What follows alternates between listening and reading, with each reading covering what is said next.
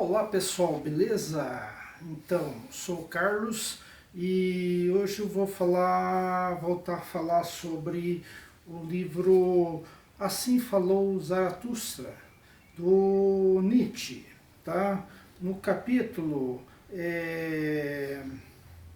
As Três Metamorfoses. Lembra um pouco aquela coisa do Piaget, que coloca as etapas de um pedagógico, de uma criança, e vai se envelhecendo, ele vai tendo estágios, né? Então o Nietzsche é que lembra isso quando ele coloca três estágios, que é o do camelo, o do leão e da criança. Isso num patamar de espírito, não é tanto pelo conhecimento, pelo aprendizado, né? Embora eu acho que o aprendizado é interessante para que as pessoas não fiquem na ignorância. Às vezes elas desistem do conhecimento e daí eles ficam num patamar, né, que não você nota, você percebe.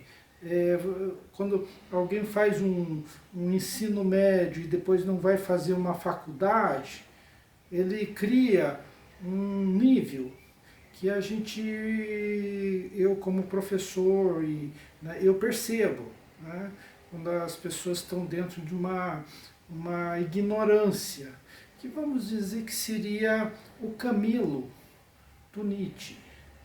Porque o Camilo do Nietzsche ele coloca o seguinte, que as pessoas são, como a gente acredita, o gado hoje, que eles estão dentro de um imperativo categórico do você não deve fazer e você deve fazer. É o dever e aquilo que você não pode fazer porque as leis determinam que você não faça, né? As leis são para isso. As leis divinas e as leis, né, que as duas coisas se misturam, né? Dentro de uma racionalidade ocidental, né, o divino e as leis estão, né? Tanto é que a religião está inserida dentro da política, embora dizem que o Estado é laico, são separadas as coisas, mas as coisas não são separadas. Os costumes são votados em leis e que esses costumes estão inseridos a religião. Bom, o Nietzsche ele tem essa visão no Zaratustra, né? O Zaratustra é uma coisa assim, que é de uma religião que era uns 1000 anos antes de Cristo. O Zoroastro, ele vai criar a noção de bem e mal, do livre-arbítrio, né? Então é muito aquela coisa do mal, do Aritã, acho que é o deus o demônio, né? Que na verdade toda essa tradição dessa religião Zoroastro vai para a igreja cristã.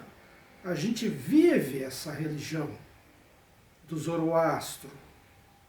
Não é algo que o Nietzsche colocou como se fosse... Não, está inserido. O Santo Agostinho, que fez a reforma, que colocou a coisa cristã, ele inseriu essas religiões, não só o zoroatrismo, as religiões egípcias, que era daquele momento, e os estoicos, que era a religião romana na época que vai acontecer o cristianismo. O cristianismo vai tomar conta e vai deixar o estoico de lado. Mas deixou de ser estoico na religião cristã? Não, está inserido também. Isso se chama sincretismo. Sincretismo. Não é porque mudou uma religião que vai esquecer da outra, de uma hora para outra, de forma radical. Não, tem todos os costumes. Os costumes vão se amoldando e vão se penetrando uma na outra.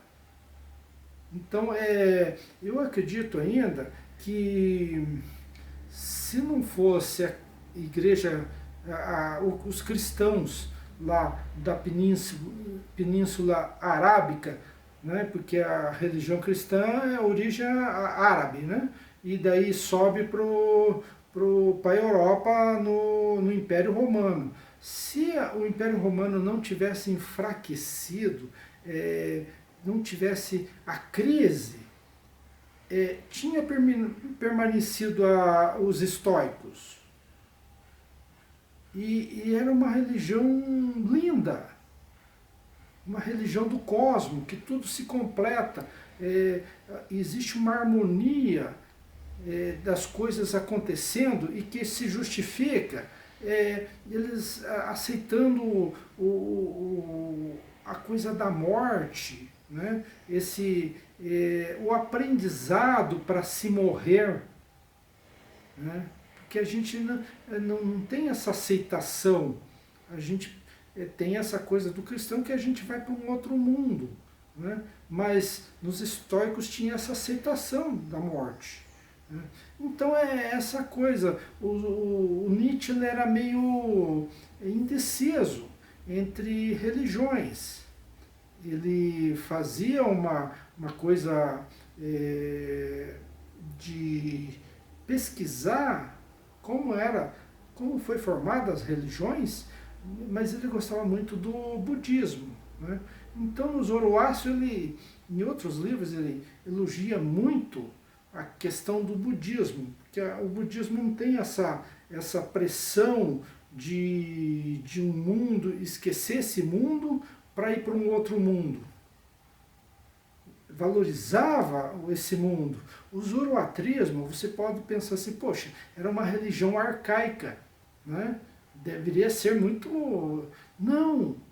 O zoroatrismo era uma coisa assim, do bem e do mal, né? Colocava a questão do bem e do mal, do livre-arbítrio, né?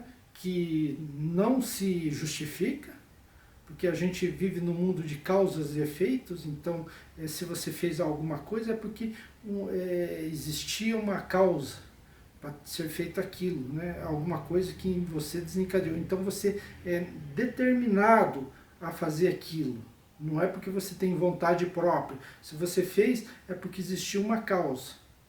Então o zoroatrismo era interessante porque, por exemplo, para você pensar que ele não era arcaico, não é? A ponto de você pensar que era muito menos, os valores eram muito menos, tal. Eles acreditavam que as mulheres tinham o mesmo potencial dos homens. Líderes religiosos poderiam ser mulheres. Olha a diferença. Porque na nossa é desequilibrado isso. Né? Eles valorizavam a vida, a natureza. O Deus lá era lavrador. Lavrador do tipo cultivar a terra. Então é algo que faz um diferencial aí. Né?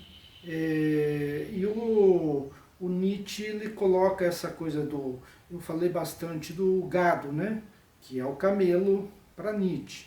O gado é aquele que recebe ordens e tem o dever de pagar os impostos. Pagar os impostos, mas isso não quer dizer que você tenha direitos. É isso que está nata desse fascismo. Fascismo que está introduzido agora e que você está aceitando. Não dá para ser assim. A gente tem deveres, mas tem direitos. E é isso que você tem que lutar.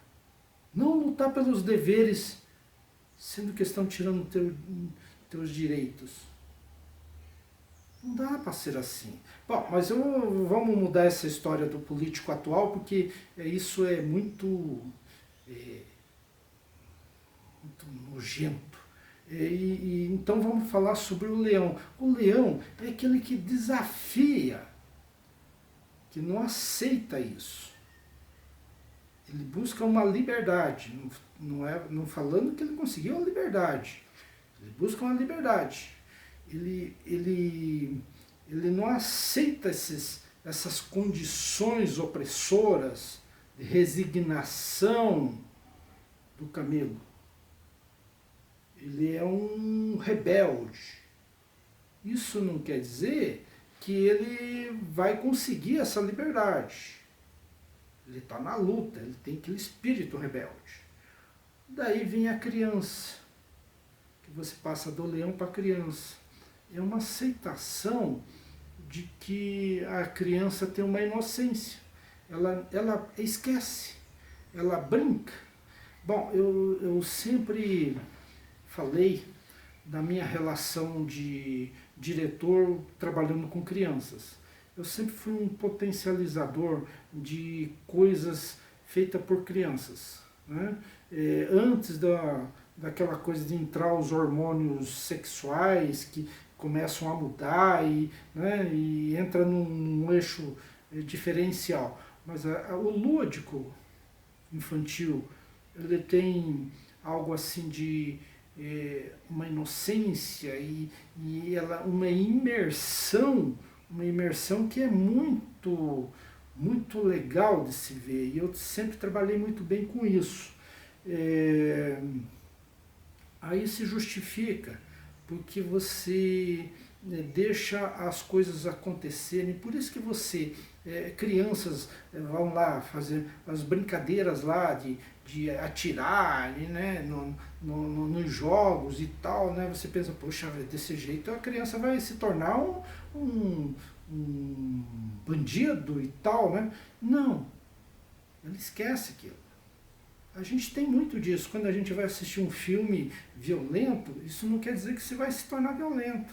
Bom, isso se você tiver não tiver algum problema que possa realmente influenciar para esse lado, né? Que não está provado ainda coisas do tipo. Né? Mas não que eu esteja fazendo uma apologia à violência, não.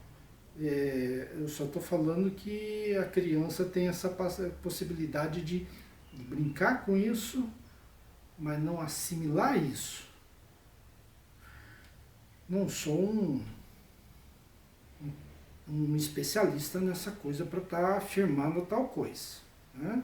Eu só estou passando uma ideia mais espiritual aí no nível de que Nietzsche queria passar. Bom, então é isso. Eu penso que eu falei da criança, falei do leão, né?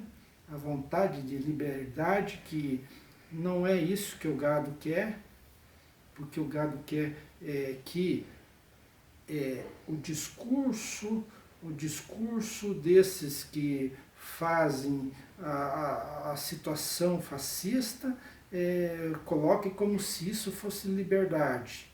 Não, liberdade é outra coisa. Liberdade tem a ver com a singularidade, e não por isso a singularidade é algo que tenha o livre-arbítrio. Não, não é isso também. Beleza? Então, para ilustrar a coisa, a semana passada eu estava procurando um óleo para passar em couro, né? Porque meus negócios é de couro, né? Meu sofá de couro, então tem que passar alguma coisa para preservar ela. Daí eu fui ali no pessoal que tem aquela coisa de catadores, reciclagem, e achei isso aqui. Um frasco de creme de massagem. Pô, creme de massagem? Para que você precisa disso?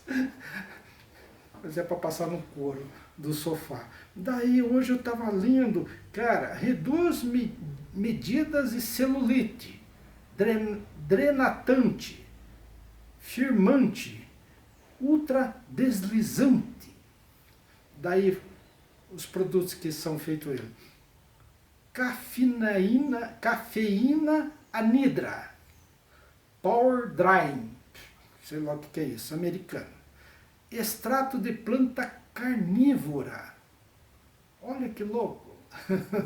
É que eu estou lendo os contos do Borges e ele tem muito desse fantástico, né?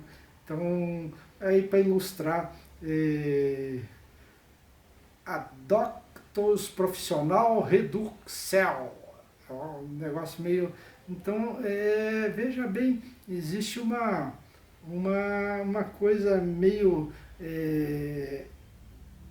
interessante, né, de literatura num frasco, né? Mas é isso aí. Beleza, então, gente. Então, fico por aqui com o capítulo As Três Metamorfoses do Nietzsche, falando sobre as três etapas do espírito, né? Camelo, o leão e a criança. Assim falou Zaratustra do Nietzsche. Isso aí. Abraço a todos. Até mais.